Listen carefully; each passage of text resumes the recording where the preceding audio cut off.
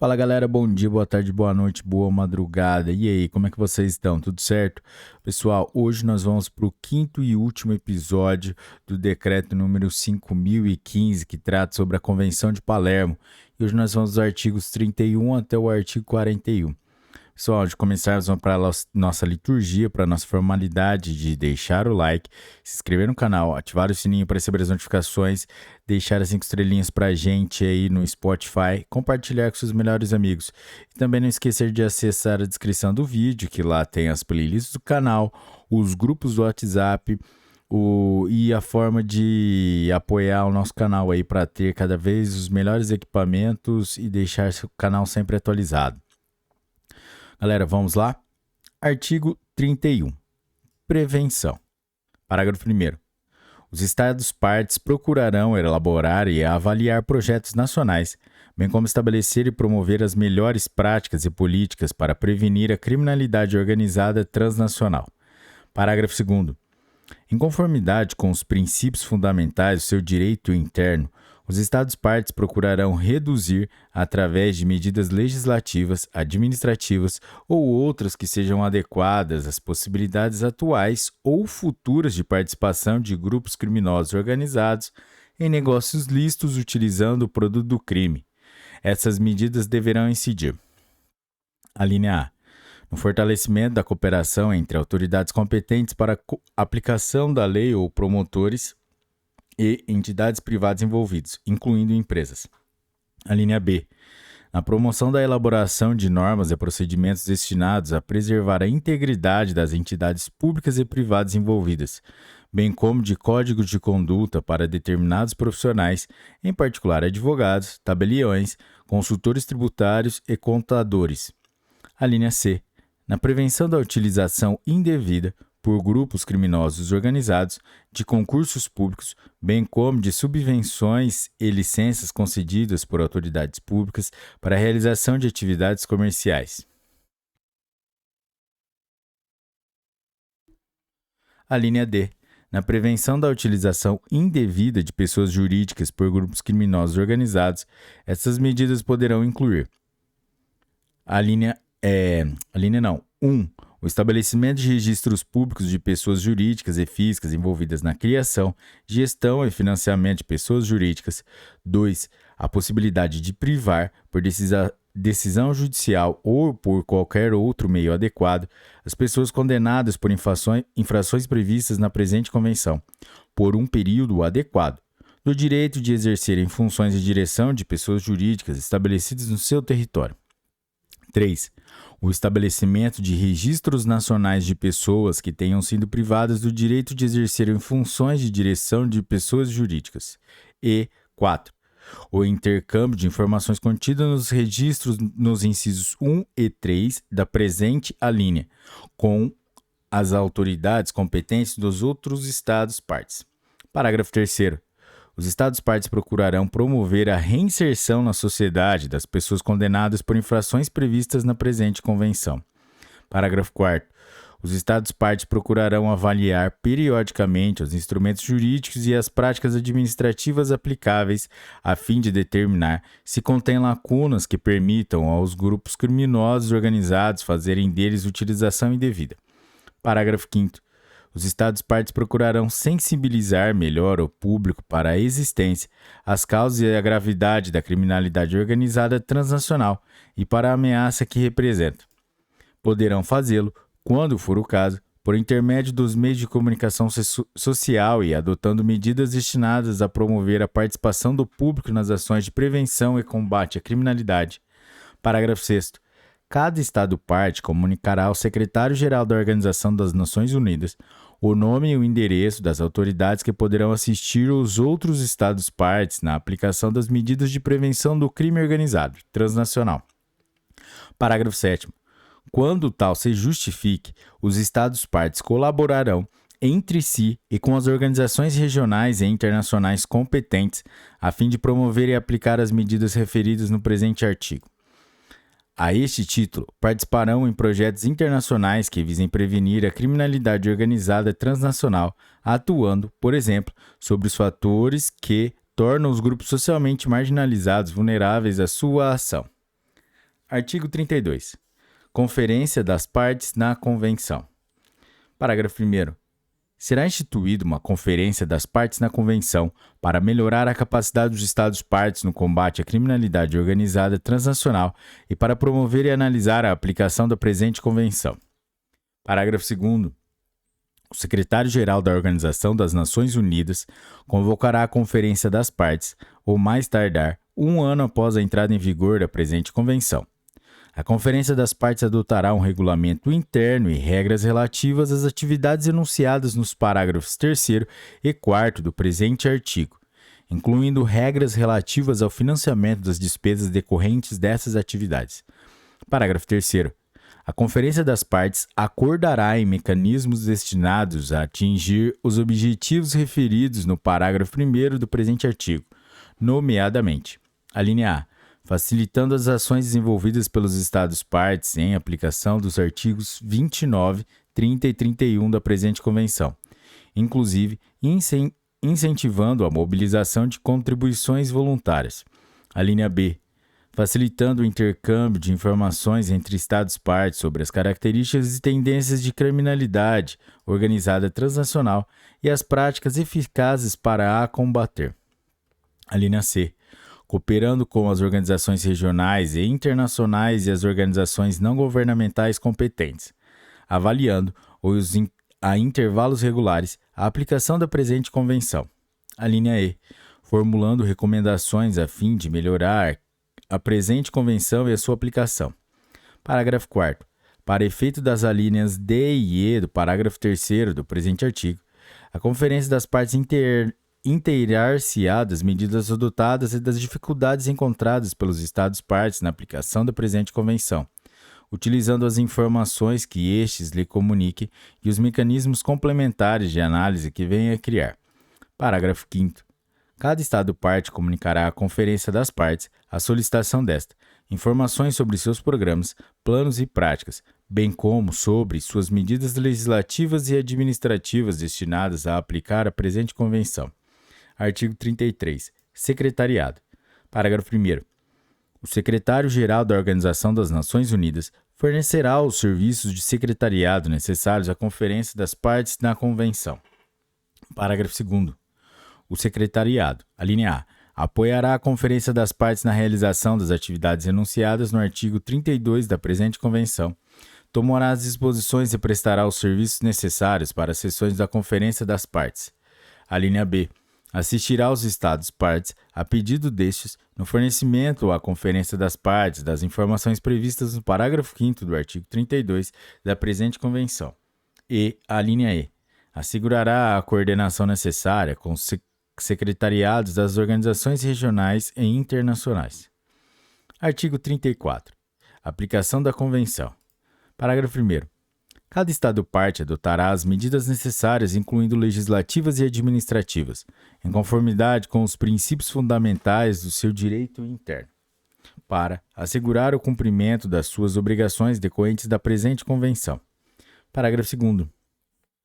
As infrações enunciadas nos artigos 5º, 6º, 8º e 23 da presente Convenção serão incorporados no direito interno de cada Estado-parte, independentemente da sua natureza transnacional ou da implicação de um grupo criminoso organizado nos termos do parágrafo 1º do artigo 3º da presente Convenção, salvo na medida em que o artigo 5º da presente Convenção exija o envolvimento de um grupo criminoso organizado. Parágrafo 3º. Cada Estado-parte poderá adotar medidas mais estritas ou mais severas do que as previstas na presente Convenção, a fim de prevenir e combater a criminalidade organizada transnacional. Artigo 35. Solução de controvérsias. Parágrafo 1º. Os Estados-partes procurarão solucionar controvérsias relativas à interpretação ou aplicação da presente Convenção por negociação direta. Parágrafo 2º. Qualquer controvérsia entre dois ou mais Estados-partes relativa à interpretação ou aplicação da presente Convenção que não possa ser resolvida por via negocial num prazo razoável será, a pedido de um destes Estados-partes, submetida à arbitragem. Se, no prazo de 6 meses a contar da data do pedido de arbitragem, os Estados-partes não chegarem a a acordo sobre a organização da arbitragem, qualquer deles poderá submeter a controvérsia ao Tribunal Internacional de Justiça, mediante requerimento em conformidade com o Estatuto do Tribunal. Parágrafo 3º. Qualquer Estado-parte poderá, no momento da assinatura, da ratificação, da aceitação ou da aprovação da presente Convenção ou da adesão a esta, declarar que não se considera vinculado pelo parágrafo 2º do presente artigo. Os outros Estados-partes não estarão vinculados pelo parágrafo 2º do presente artigo em relação a qualquer Estado-parte que tenha formulado esta reserva. Parágrafo 4º. Um Estado-parte que tenha formulado uma reserva ao abrigo do parágrafo 3º do presente artigo poderá retirá-la a qualquer momento, mediante notificação do Secretário-Geral da Organização das Nações Unidas. Artigo 36. Assinatura, ratificação, aceitação, aprovação e adesão. Parágrafo 1º. A presente convenção será aberta à assinatura de todos os Estados entre 12 e 15 de dezembro de 2000, em Palermo, Itália, e, seguidamente, na sede da Organização das Nações Unidas, em Nova York, até 12 de dezembro de 2002.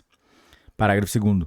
A presente convenção estará igualmente aberta à assinatura de organizações regionais de integração econômica, desde que pelo menos um Estado-membro dessa organização tenha assinado a presente convenção, em conformidade com o parágrafo 1º do presente artigo.